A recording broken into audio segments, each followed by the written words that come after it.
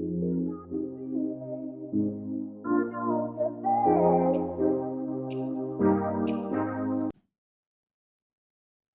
Everyone.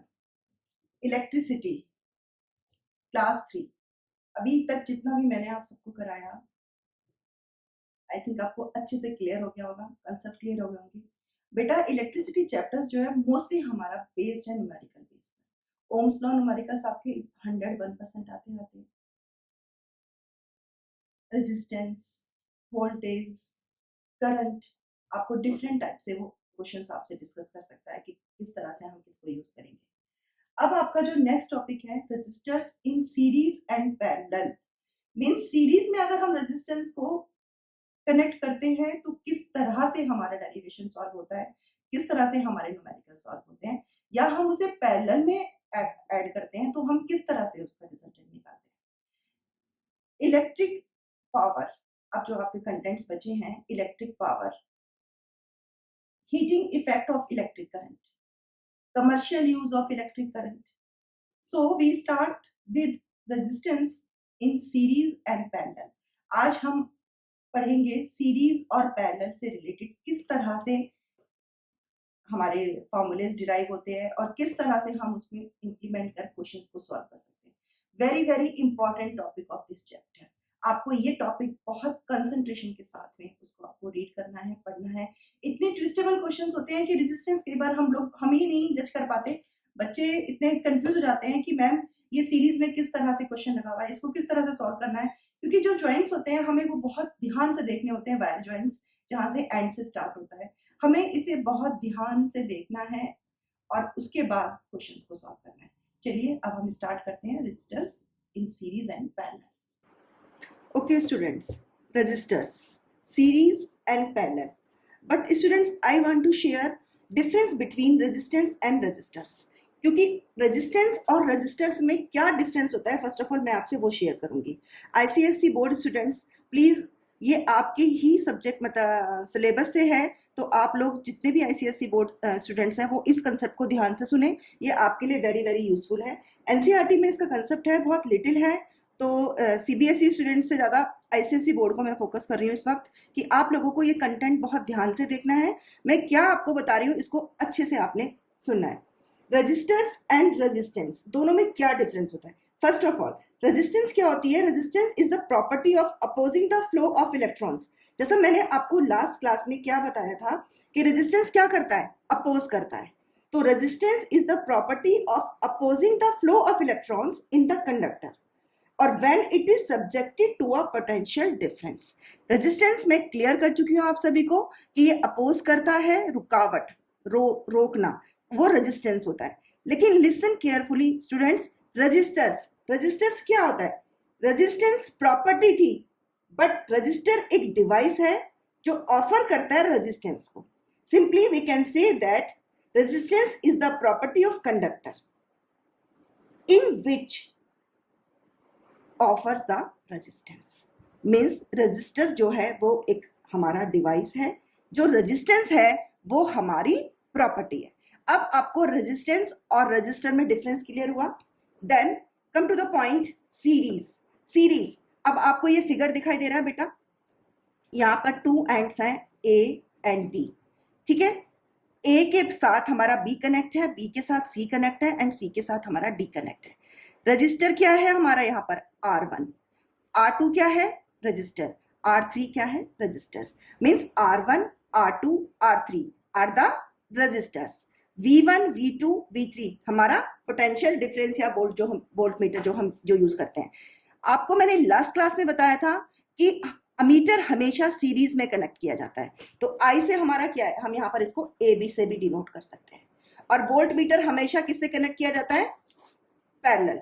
तो आपको ये बात हमेशा ध्यान रखनी है सर्किट में, अगर आपके पास ड्रॉ करने के लिए आता है तो आपको नहीं भूलना है कि अमीटर हमेशा सीरीज में जाएगा और वोल्ट मीटर हमेशा पैरेलल में जाएगा। So simply we can say that resistors are said to be in series if they are joined end to end so that the same current flows through each one of them in succession। Main इसका जो हमारा हम कहते हैं concept क्या है कि एक एंड के साथ दूसरे एंड पे जाएगा और दूसरे एंड से थर्ड एंड और सो ऑन, इस तरह से हमारी सीरीज जाएगी। बट इनके अंदर जो करंट जो हमारा ज्वाइन होगा या फ्लो होगा वो सबके साथ हमारा सेम होगा। Is it clear everyone? Simply है कि there is a single path of the moving charge, एक सिंगल पाथ है जहां से हमारा चार्ज हमारा मूव कर रहा है, बट किसके साथ? सेम करंट के साथ। और सब में, किसमें? सब में, सभी रजिस्टर्स में, means A B, B C, C D. A B में कितना होगा? R1। अब मैं आपको इसको दिखा रही हूं, देखिए इधर A B, B C and C D, इन सब में क्या था? रजिस्टर्स। और सबका करंट क्या रहेगा? Same, as I earlier told you. V1, V2 and V3 are the potential difference. अब बेटा एक बात और आप लोगों ने ध्यान रखनी है, जहां पर भी V, R, I इन तीनों का कॉम्बिनेशन होगा, हमें वो इक्वेशंस किसके थ्रू सॉल्व करने हैं? ओम्स लॉ, जो मैं आपको लास्ट सेशन में बता चुकी हूं, ओम्स लॉ। आप बिल्कुल ध्यान रखेंगे इस चीज का कि जहां पर भी V, I और R आएगा वहां पर हमें ओम्स लॉ अप्लाई करना ही करना है। अब यहां पर हम किसका यूज करेंगे फिर? ओम्स लॉ का, क्योंकि हमारे पास सर्किट में क्या क्या था? I भी था, V भी था और R भी था। तो हम यहाँ पे किसको यूज करेंगे? ओम्स लॉ को। तो बाय ओम्स लॉ V1 यानी कि हमारा जो पोटेंशियल डिफरेंस 1 का है, हमारा क्या होगा? देखिए इधर ये V1 किसके थ्रू जाएगा? हमारा ये जो V1 होगा हमारा क्या होगा? VA minus VB। और V वाला हमारा फॉर्मूला क्या था? IR, V equals to IR। But हमारा रेजिस्टेंस यहाँ पर कौन सा जा रहा? रजिस्टर 1। तो हम क्या लिखेंगे? V1 equals to IR1। V2 हमारा क्या होगा? VB minus VC। नेक्स्ट से जाएंगे हम, देखो A से हम पहले B पर आए, B से C में जाएंगे और फिर C से D में जाएंगे। सो V2 हमारा VB minus VC and V3 becomes VC minus VD। यहाँ पे मैंने गलती से D लिख दिया, VD। सो V1 becomes IR1, V2 becomes IR2, V3 becomes IR3। और टोटल पोटेंशियल डिफरेंस हमारा किसके थ्रू जा रहा है? A to D। बार बार आपको मैं सर्किट दिखा रही हूं, A to D। ये हमारा A है और ये हमारा D है। तो हमारा करंट किसके थ्रू जा रहा है? A to D, यानी कि जो हमारे चार्ज फ्लो हो रहे हैं वो हमारे किसके थ्रू हो रहे हैं? Point A two point D, यहां से हमारा चार्ज फ्लो हो रहा है और ये हमारे रजिस्टर्स हैं। तो हमारा टोटल पोटेंशियल डिफरेंस क्या आएगा? V is equals to IRS। Remember it, S for series, क्योंकि आपने एक ही सीरीज में निकाले हैं तो सबका हमने किससे डिनोट किया? इसको S से। और V क्या हो जाएगा हमारा? V1 plus V2 plus V3। हम इसको लिख सकते हैं एडिंग ऑल। इनको अगर हम ऐड करते हैं तो हमारे पास क्या आता है? V1, V2 and V3। अब V1 की वैल्यूज हमारे पास क्या है? IR1, IR2 और IR3। आपको ये सारी ज्वाइन करनी है। I सब में कॉमन है तो take out IRS equals to IR1, R2, R3। Cancelled I from I, then it become RS is equals to R1 plus R2 plus R3, means total resistance in series। Remember it, यहां पर मैंने सिर्फ 3 R लिए थे, but अगर ये हमारा n time series में जाता है, मतलब n टाइम्स हमारे पास अगर रजिस्टर्स हैं, तो simply we can say that RS is equals to NR। Is it clear everyone? When some resistors are joined in series, the total resistance is the sum of individual resistances। और this arrangement, जो हमारी ये arrangement है, ये क्या करते हैं, किसमें यूज करते हैं इसको? Use to get a large resistance from a number of given small resistance. और simply we can say that RS is equals to R1, R2, R3 and so on। This is the concept of your resistance in series। Clear everyone?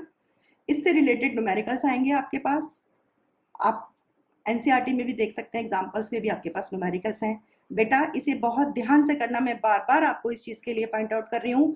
ICSE board, CBSE board, ICSE board students आप ये बात ध्यान रखिए कि आपका maximum weightage वाला chapter है ये, इसमें से बहुत सारे क्वेश्चंस हैं जो आपके एग्जाम में आते हैं। मैं आपसे कुछ क्वेश्चंस भी शेयर करूंगी बाद में। अब आ जाइए कनेक्टेड इन पैरेलल। देखो बेटा, कनेक्टेड इन पैरेलल में हमारे पास क्या कंडीशन है? सीरीज में क्या था हमारे पास? सीरीज में हमारे पास सारे एक ही सीरीज में लगे थे, बट पैरेलल में हमारे पास पॉइंट ए टू बी दो एंड्स हैं और दोनों एंड्स में R1, R2 एंड R3। और अभी मैंने आपको बताया एमीटर यानी कि करंट हमेशा सीरीज में होता है और वोल्टमीटर हमेशा हमारा पैरेलल में होता है। तो according to this R1, R2, R3 are the resistors. I1 current flow हो रहा है, I2 करंट फ्लो हो रहा है, I3 करंट फ्लो हो रहा है और वोल्ट हमारा पोटेंशियल डिफरेंस V। हम कह सकते हैं कि a circuit in which two or more resistance are connected across common points, these are common points, so as to provide separate path। उसमें क्या था? Single path. आप बार बार इस बात को ध्यान रखेंगे कि जो हमारी सीरीज होती है वो एक सिंगल पाथ के थ्रू चैनल में जाती है, but in case of parallel यहाँ सिंगल पाथ नहीं है। R1 हमारा इधर से फ्लो करेगा चार्ज करंट इसका, और R2 का हमारा इस डायरेक्शन से जाएगा और I3 हमारा इस डायरेक्शन से जाएगा। बट सीरीज में क्या था? एक सिंगल पाथ था और हमारा A to D single path से क्रॉस जा रहा था। पैरेलल में क्या होगा? हमारा तीन डिफरेंट पार्ट्स के साथ जाएगा, इसीलिए हम बोल सकते हैं कि ये हमारे क्या हैं? पैरेलल में लगे। देखिए ये इसका ब्लॉक डायग्राम है। आईसीएसई बोर्ड स्टूडेंट्स, आपके लिए मैंने ये स्पेशली ड्रॉ किया है। आपके यहाँ पर ब्लॉक डायग्राम भी आता है एग्जाम में बनाने के लिए 2 और 1 मार्क का, तो आप इस डायग्राम को कंसीडर करेंगे। सीबीएसई स्टूडेंट्स, आपके यहाँ पर ये सफिशिएंट है, आप चाहें तो इसको भी थोड़ा सा देख सकते हैं, बट आपके लिए ये सफिशिएंट है। ICSE board, this one is for you. Clear हो गया? कंसेप्ट क्लियर हो गया आपको सर्किट डायग्राम का? ए और बी हमारे दो पॉइंट्स हैं और कॉमन पॉइंट से हमारा R1, R2, R3 resistance join है। करंट फ्लो हमारा हो रहा है I1, I2, I3। अब इसको सॉल्व कैसे करेंगे? देखिए, अब हमें क्या निकालना है? Potential difference between A and B, यानी कि हमारे A और B के बीच का पोटेंशियल डिफरेंस आपको निकालना है। अब वहां पे मैंने क्या किया था? V किया था ना। अभी मैंने आपको क्या बताया?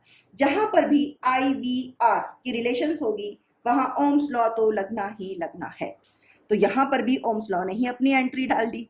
विदाउट ओम्स लॉ हम नहीं कुछ कर पाएंगे इन न्यूमेरिकल्स में, इसीलिए आपको ओम्स लॉ बार बार रिवाइज करना पड़ेगा, उसके कंसेप्ट को नोट करना पड़ेगा और वही हमेशा हमारा मोस्टली क्वेश्चंस में वो अप्लाई किया जाएगा।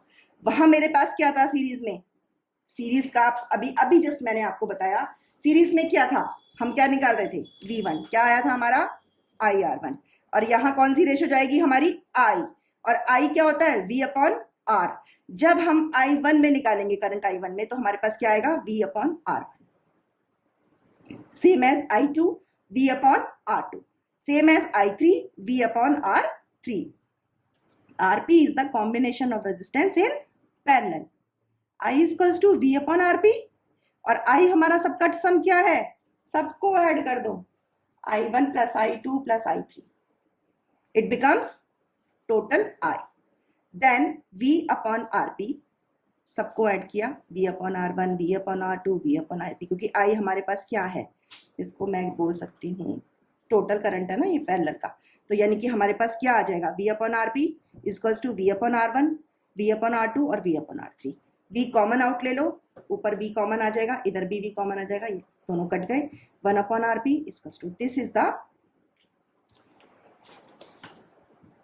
The formula of resistance in parallel. Clear everyone? बेटा इंपॉर्टेंट टॉपिक्स हैं, बार बार आपको मैं रिमाइंड करा रही हूँ, आपको ये बहुत अच्छे से पढ़ने हैं। अगर आपका इनका कंसेप्ट क्लियर नहीं हुआ तो आपके लिए ये प्रॉब्लम भी क्रिएट कर सकता है चैप्टर, क्योंकि ये चैप्टर ही आपका जो बेस्ड है वो चैप्टर ही आपका ओम्स लॉ रजिस्टर्स पर ही बेस्ड है। मैं एक छोटा सा आपके साथ शेयर करती हूँ, ध्यान से देखना बेटा। एक रफली मैं आपको बता के दिखाती हूँ।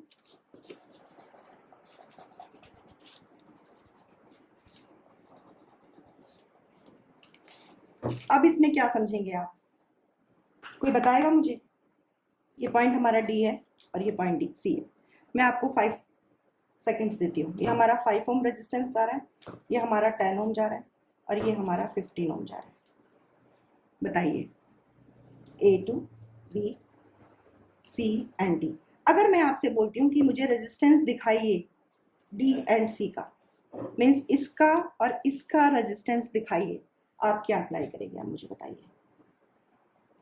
मैं आपको 5 सेकेंड्स दे रही हूँ, सोचो आप।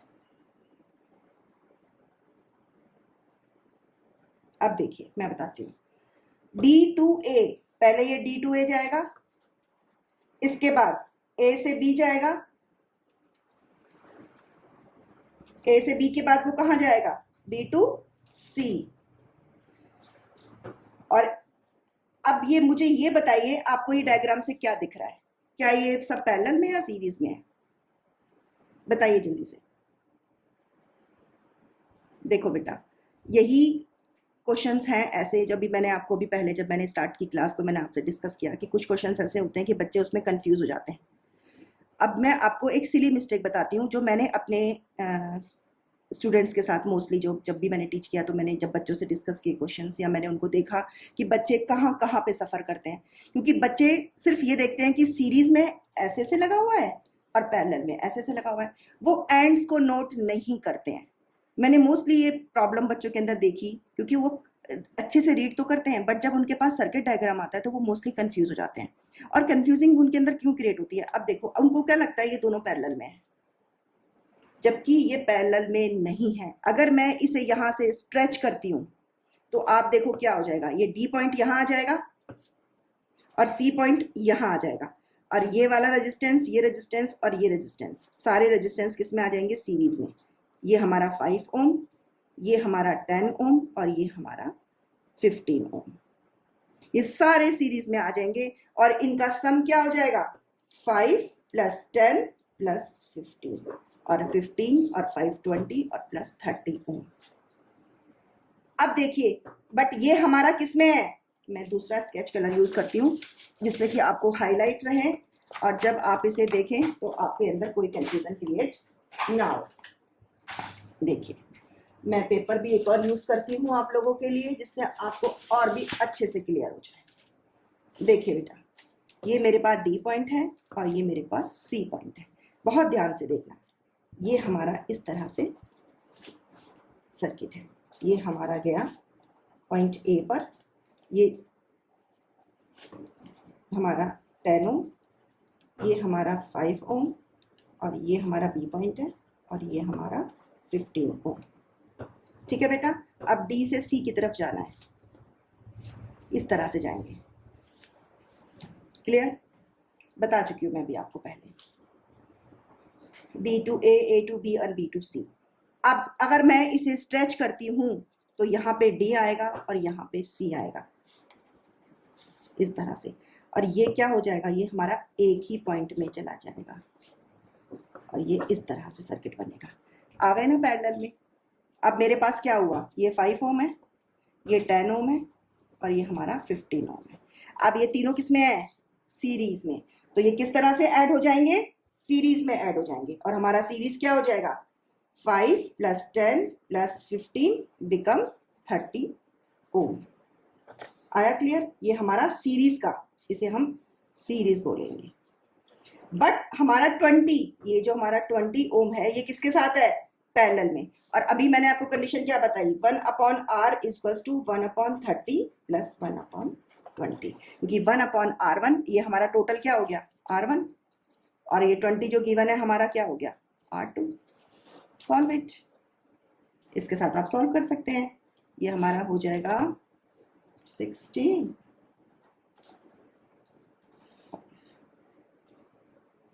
1/R = 1/12 डिस्टेंस, क्रॉस मल्टीप्लाई करिए, R = 12 ओम।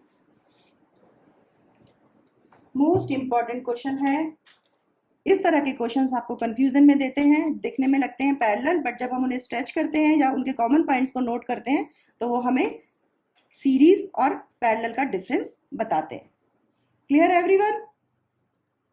सो कोई कंफ्यूज नहीं होगा, बहुत अच्छे से प्रैक्टिस करनी है आपको। मोस्ट इंपॉर्टेंट चैप्टर है, बहुत इंटरेस्टिंग चैप्टर है बेटा, और आगे भी जो बच्चे फिजिक्स को कंटिन्यू करना चाहते हैं उनके लिए ये चैप्टर भी बहुत बहुत बहुत इंपॉर्टेंट है। सो प्लीज बहुत ध्यान से पढ़िए, कोई टेंशन नहीं लेनी है। जो समझ में नहीं आता है आप मुझे पर्सनल भेज सकते हैं, I will be solve your all queries. अब आता है हमारा इलेक्ट्रिक पावर। एक सिंपल कंसेप्ट है, नेक्स्ट क्लास में मैं आपको बताऊंगी कि heating effect of current, advantages disadvantages of series और पैरेलल सर्किट्स। आज हमारा लास्ट टॉपिक है electric power.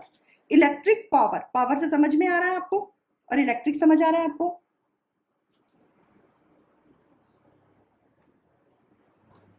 Electric power, rate of doing work. Work से हमारा क्या होता है? Work done. P for power, I for current. Work done आप पढ़ चुके हैं 9th क्लास में, तो मैं ज्यादा डिटेल में नहीं जा रही हूँ।